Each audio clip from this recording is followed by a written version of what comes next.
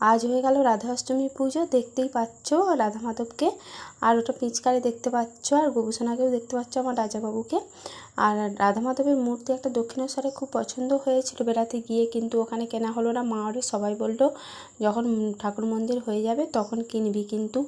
আর এখানে আমি ভাবলাম যে এখান থেকে কিনে নেব, কিন্তু ওখানের মতো এত সুন্দর সুন্দর নয়, আর এখানে খুব দামও বেশি, ওখানে দাম কম বলেছিল, কিন্তু কেনা হয়নি। দেখা যাক পরের বছর রাধা মাধবের মূর্তি দিয়ে যদি পুজো করতে পারি কি না, সেটা রাধা মাধবের কী ইচ্ছা হবে জানি না। এখন আপাতত পিচকারটা ছিল, ওটা দোলনাতে বসিয়ে দিয়েই রাধা মাধবকে দুলিয়ে দিলাম। আর মা মালপোয়া, তালের বড়া আর লুচি, আলু ভাজা আর সব করে দিয়েছিল। মায়েদের বাড়ি গিয়েছিলাম, ওখান থেকেই করে নিয়ে এসেছি, আমি আর মা দুজনে মিলে বানিয়েছি।